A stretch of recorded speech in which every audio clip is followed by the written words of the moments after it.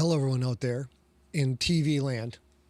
Someday there won't be a TV land. It'll just be streaming land, but I don't think anybody will say streaming land. We got came on a little early. People are waiting to come on. Hello, everyone.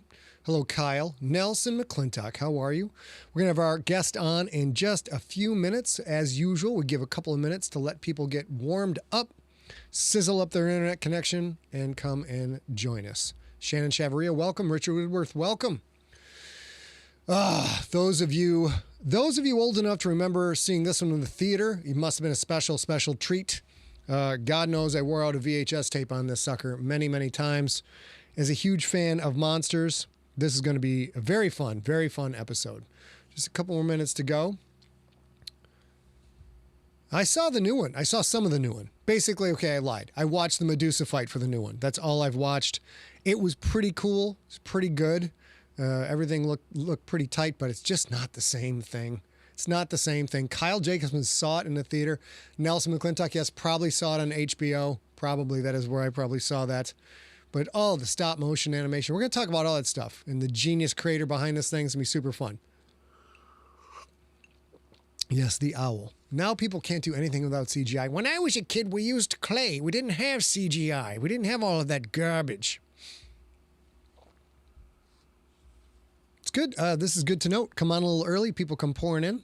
So we're going to probably go, you'll see my happy face, my cadaverous face, in about 1 minute. So if we get anybody else in here, hope everybody's ready for the chat room. As usual, if you have questions for our guest, cue those up in the chat room. I will be in there taking a look at it. The lovely A. Sigler will also be in there taking a look at things. And if I miss stuff, she fires them off to me on text. It's quite handy.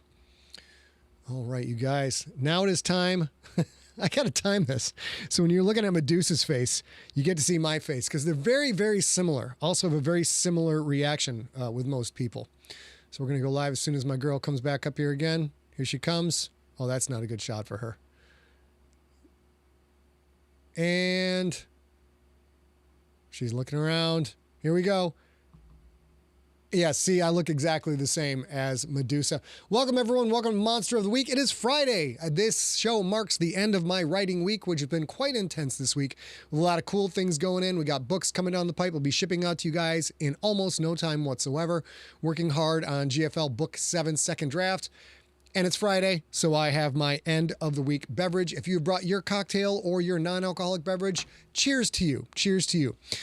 Let's go ahead and get into business. My guest this week is a prolific writer, and we're going to talk about her book, which is John Carpenter's Halloween Night #6. Talking about that in just a second.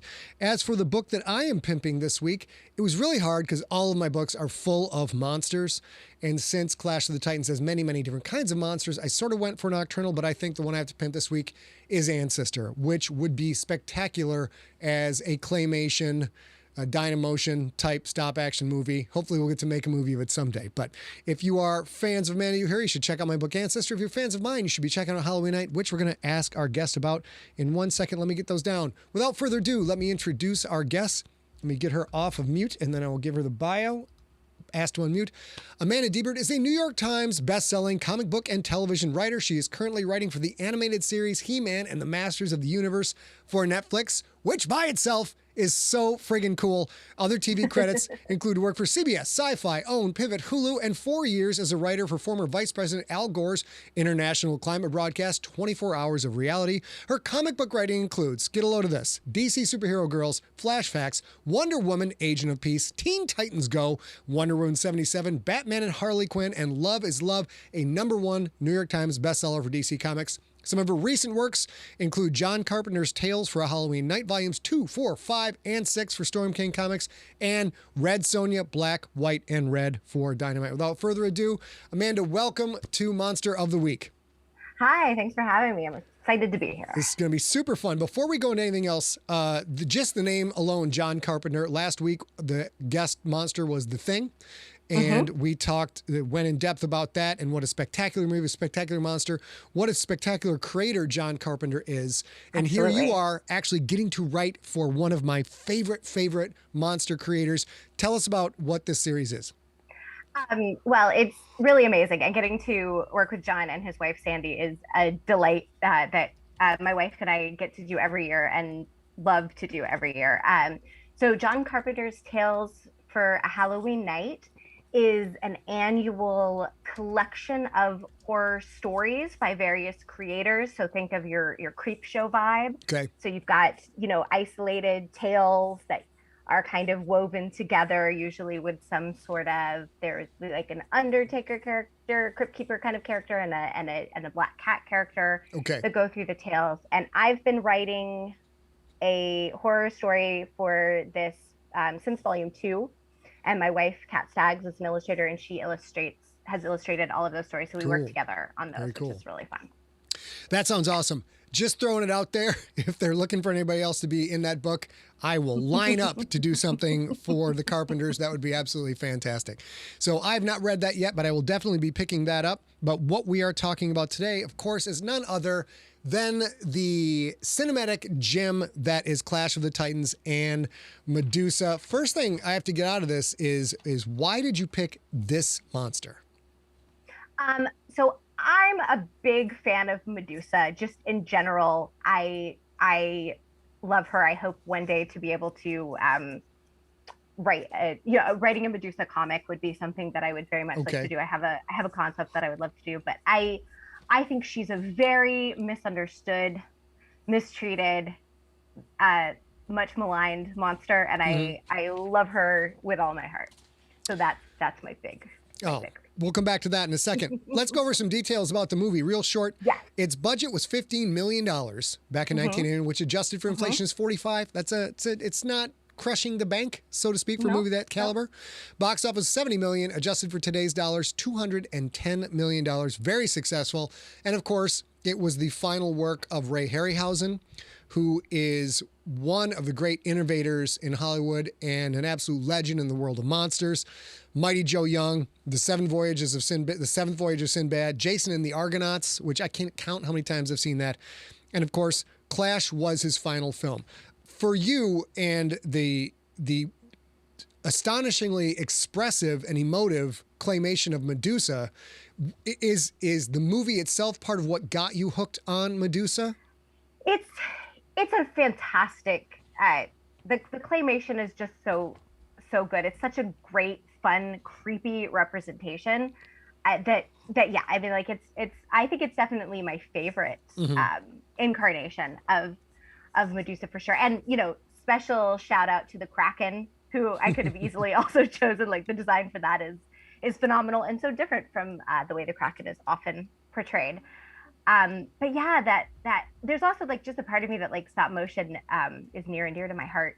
In I think it's part of those of us of a certain age. It's part of our childhood. It's part of yeah, and it's one of those interesting things that I don't know what anybody, say, under the age of 30 would think seeing that movie or Jason the Argonauts. But even though it's clearly fake and grows more fake the older we get, there's still something about the real textures, the real lighting, something about it that just still holds my attention. Have those special effects aged well for you, or at some point have they gotten a little bit dated and jaded?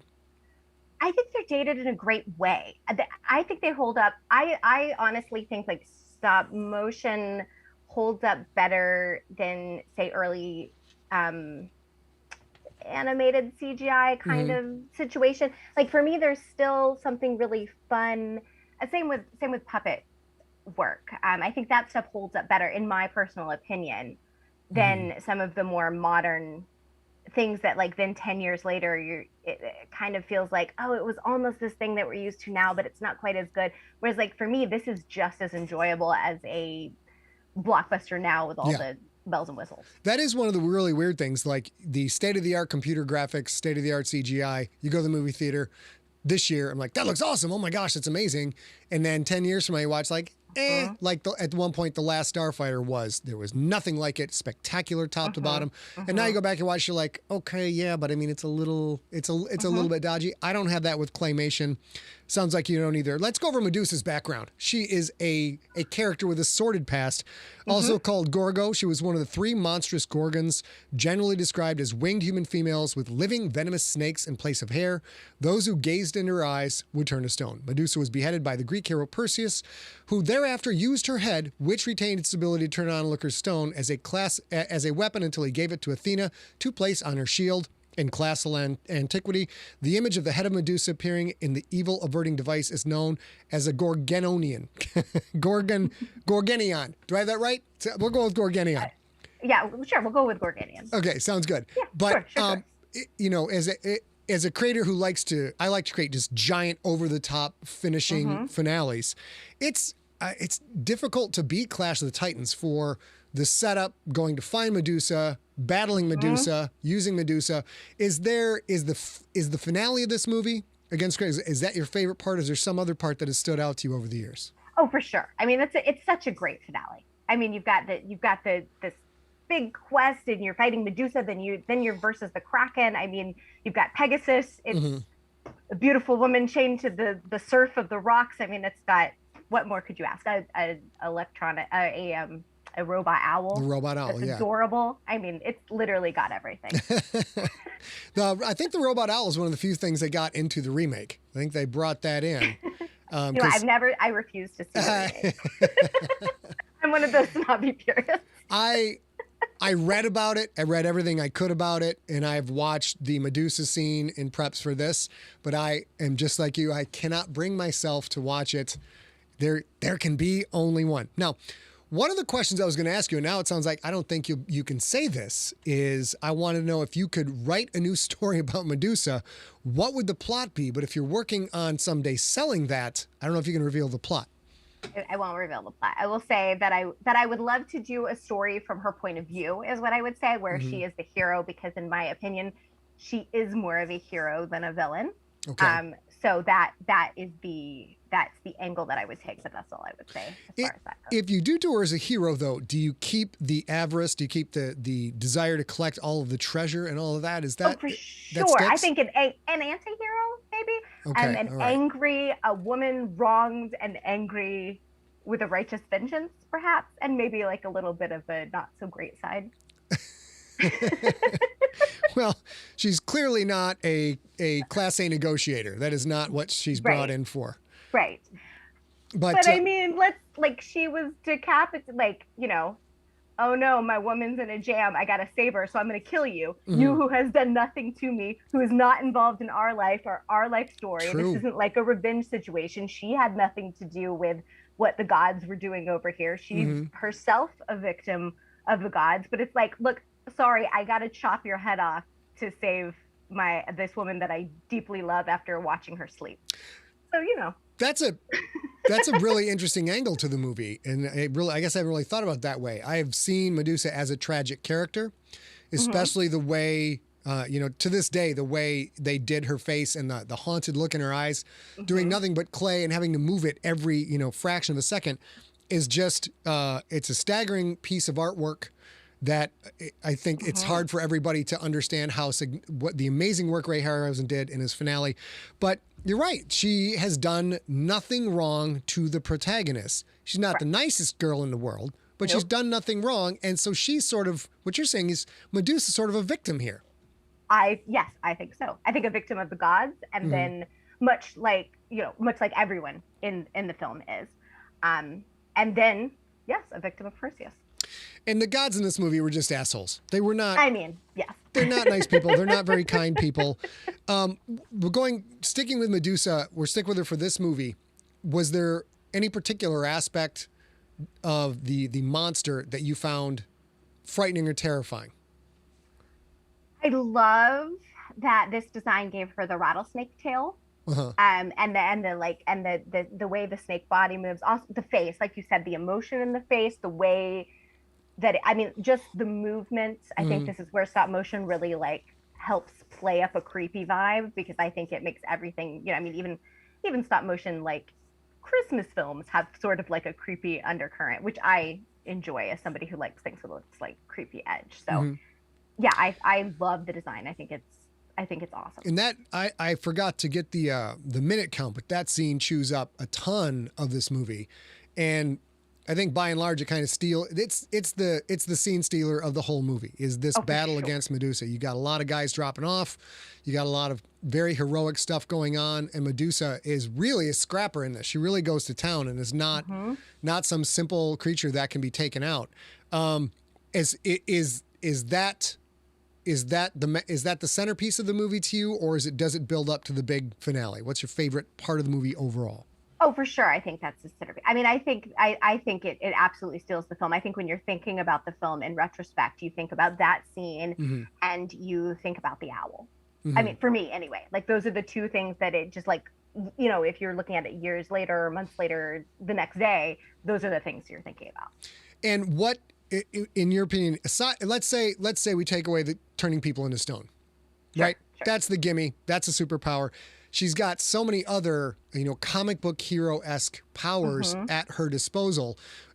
What is another part of Medusa that you think makes her just such a badass? The snake hair is just the coolest. Yeah. I mean, I just like the idea of like living creepy, like your hair can be a scary weapon just on its own. Like you're so scary that even your hair is terrifying is awesome. And I like they Medusa from the Inhumans is a great comic book character.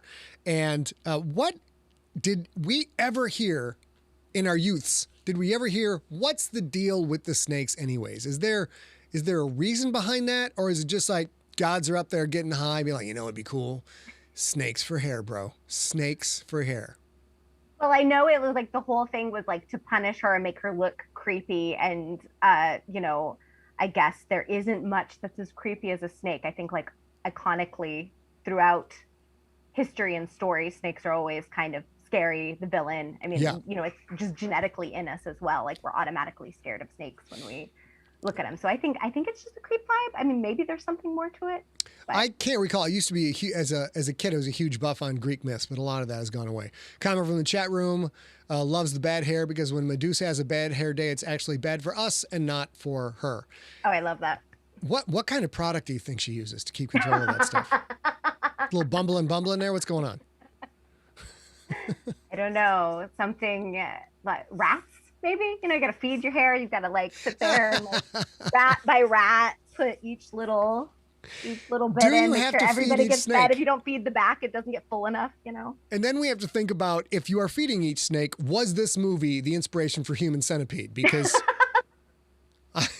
no one's ever talked about the bodily functions of the snakeheads, because they do seem to be their own living creatures. Right? So I'm just saying, if you've got kind of a shitty apartment in New York and you need some help, invite Medusa over. She'll just like do her hair, clean it up. It's going to be great.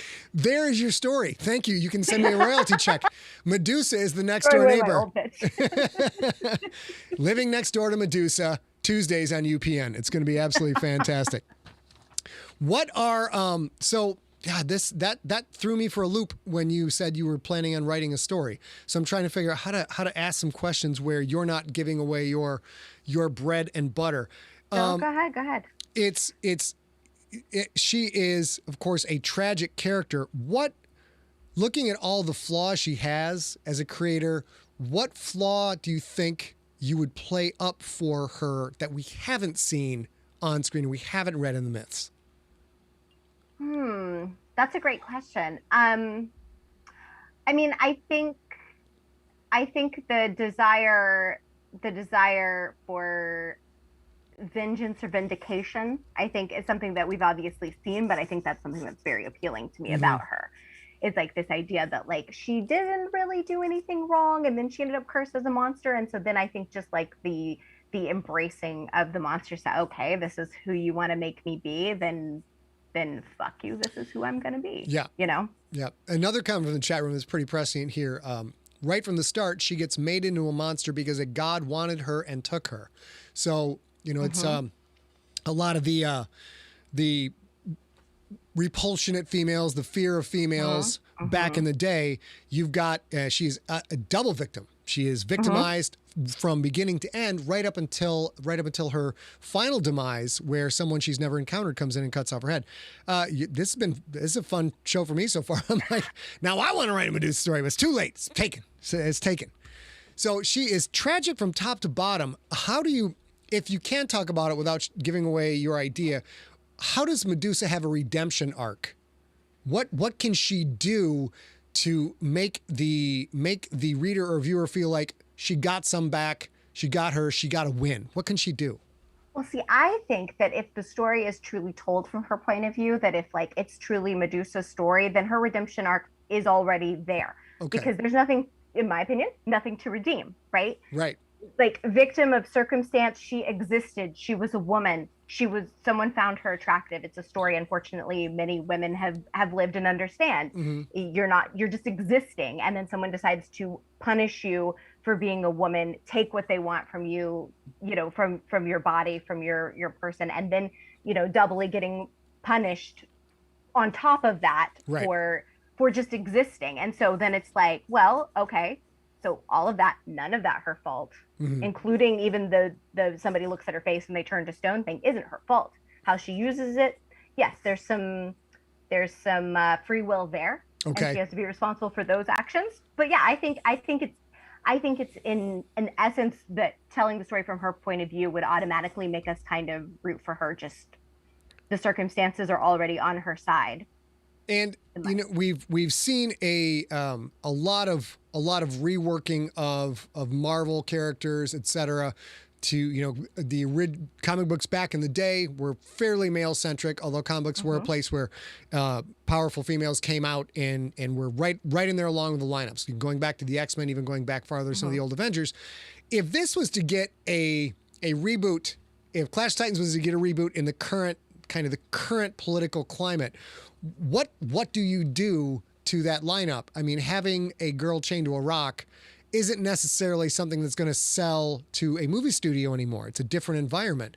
If you could, not just Medusa, let's talk about Clash of the Titans. If mm-hmm. you got a shot mm-hmm. to reboot Clash of the Titans, can you think of a way you could adjust that other than say, like, it's a gender swap with Perseus? Is there, what can you do to kind of bring some different things into that?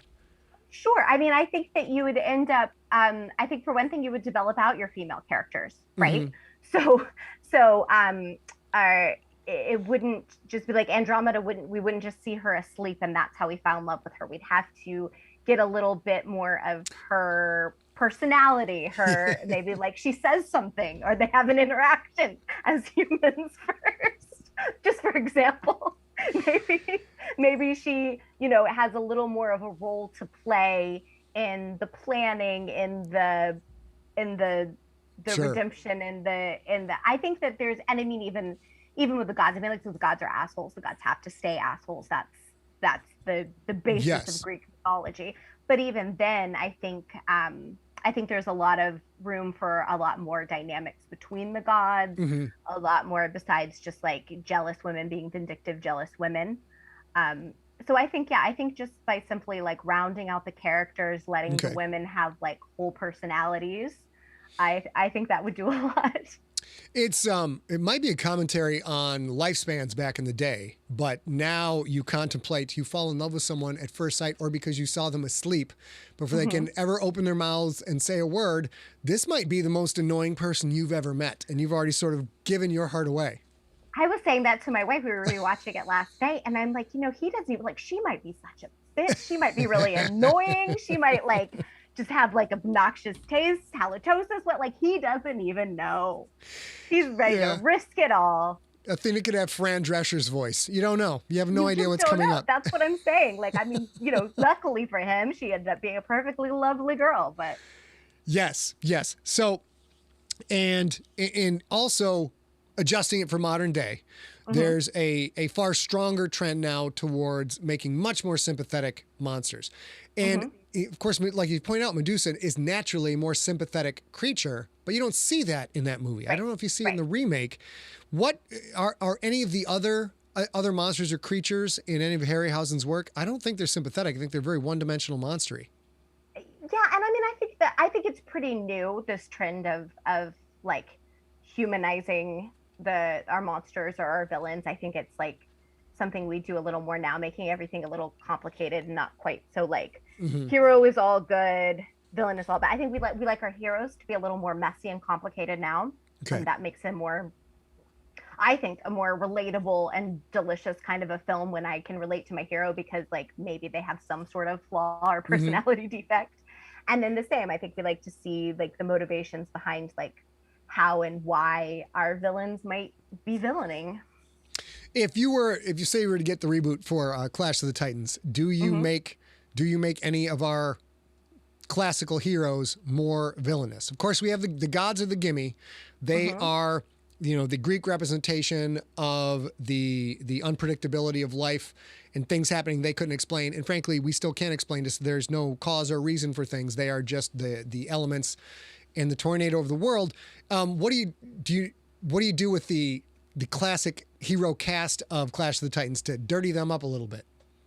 Oh, I think there's got to be a little bit of Perseus getting a little bit of comeuppance of like everything has been handed to him and it has all been kind of easy for him.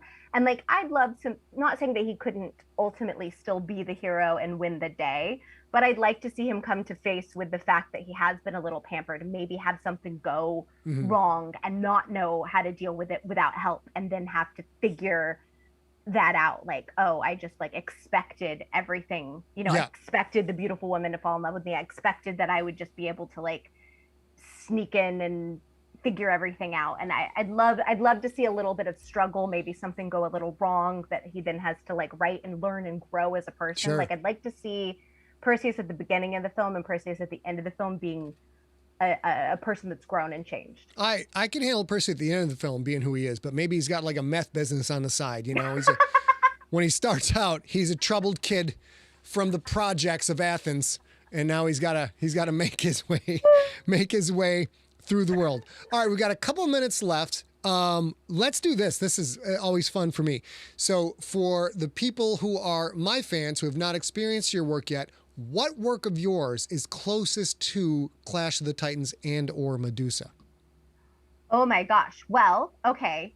I would say Wonder Woman 77 because obviously, I mean, Wonder Woman's already like very Greek myth heavy. Yeah. And I do have Charybdis in one of my stories, and the other one is a space race Russian, because so Wonder Woman 77 is all set during the Linda Carter television series, so it's all in the 70s. Sweet. So 70s Wonder Woman. It's 70s and Greek mythology. I think that's your Clash of the Titans sweet spot. It's I'm dating myself, but unfortunately, it never occurred to me that the Wonder Woman I grew up with is significantly different from the Wonder Woman that we have now. I think the Wonder Woman we have now is extremely powerful, but of course, I grew up watching Linda Carter. Gotta love Linda Carter. Linda Carter was spectacular. It was from a time of superhero comic books where on TV they never really fought supervillains all that much. They just fought bank robbers and whatnot. So Wonder Woman 77 is the one work of yours for people to go get if they want something that's got a little bit of that Clash of the Titans flavor to it. Yeah. And we're flashing up again John Carpenter's Halloween Night 6 on the screen here. And can you tell us anything about the story in that one? I don't think anything has come out from that, so I don't know. It's a revenge story. I've been talking a lot about revenge, so I'll say it's about revenge. And that one's not a monster. I do have some of in my previous stories. I do have some with monsters. We do have some, we've got some monsters, some serial killers, some zombies. Depends on which. Well, let's cheat. Go to number 5. Since number 5's out, tell us about the story number 5. The story number 5, which one was that? That was last year. Okay, that one is a zombie story. That one's got a twist ending, and it's got a group of people that are having to survive just a few months after a zombie invasion. Cool. Very cool. Well, thank you so much for being on the show. I don't see a whole lot of questions coming at this point, so we will let you go. Is there any final thoughts you have on the misunderstood, lovely creature that is Brenda Medusa from Des Moines? Anything you got to say? I mean, look, Brenda Medusa's a lovely gal. Snakes for hair is the new trend. Just mark it down. Coming this fall, snakes for hair. Yeah. For sure. Snakes for hair, and she'll have her own L'Oreal commercial very soon. Amanda, thank you for being on, and enjoy the rest of your day, and try not to turn into stone. That's my It's my new tagline. I just came up with it just now. Let's go get stoned. Bye. Bye. Bye. And I am still working on my flow here, you guys, trying to figure out how to close the show out. Now we go back to Maine. See, we're getting there. This is only like the 8th episode, something like that. We're doing pretty good. So thank you all for tuning in. It is Friday. I hope that if you don't have to work the weekend, you have a fantastic weekend. I, for one, hope that Amanda gets to write that Medusa story, because now, gosh, not only do I want to see it, I want to write one of my own, but I can't do that because it's sort of already, there's somebody put a pin in that sucker. It was on my show, so I can't do it. Oh my gosh, you guys, I totally forgot the upcoming guests. Gosh, what an idiot I am. Coming up next week, September 17th, Friday, actor Lucky Yates, Krieger from Archer. I blanked out. And Krieger's favorite monster is Audrey 2 from the Little Shop of Horrors. I can't wait for that one. I've been lucky enough to hang out with Lucky, pardon the pun, fortunate enough to hang out with Lucky several times at various cons. He is an absolute lighthouse of joy. Everywhere I see that dude, he is happy. He's making other people happy. You can see that in his works. We're going to talk about that. Coming up on September 24th, Bronson Pinchot, talking about the Wicked Witch of the West. Of course, Bronson was the audiobook narrator for my book, Aliens Phalanx, and we're going to talk a little bit about that. And of course, talk about another very misunderstood, very, very kind, loving character, the Wicked Witch of the West. On October 1st, the Grammar Girl is going to be on the show. She's yet undecided on her monster. We're going to get that figured out. And then on October 8th, author Bonnie Burton, famous for her work in the Star Wars universe and creating craft books about Star Wars, super cool stuff. She is also undecided on her favorite monster, but we're going to get that figured out. Let's go back to Maine. You guys are all fantastic. I am now going to hang out with my wife and enjoy my weekend. A little bit of work over the weekend, but not too much. If you are going to get stoned, at least make sure that you feed your snakes, because it's just the kind thing to do. You know who else didn't do nothing? Those snakes didn't do nothing. They don't even bite anybody in the movie. They don't even got no poison. And they get thrown into the fire. They get decapitated. They get to die like everybody else. It's just not fair. It's not fair, ladies and gentlemen. And that is my closing thought. I hope you all have a fantastic weekend. I will see you next week. Join me for Krieger from Archer, Lucky Yates himself. We're going to talk about Little Shop of Horrors. It's going to be a blast.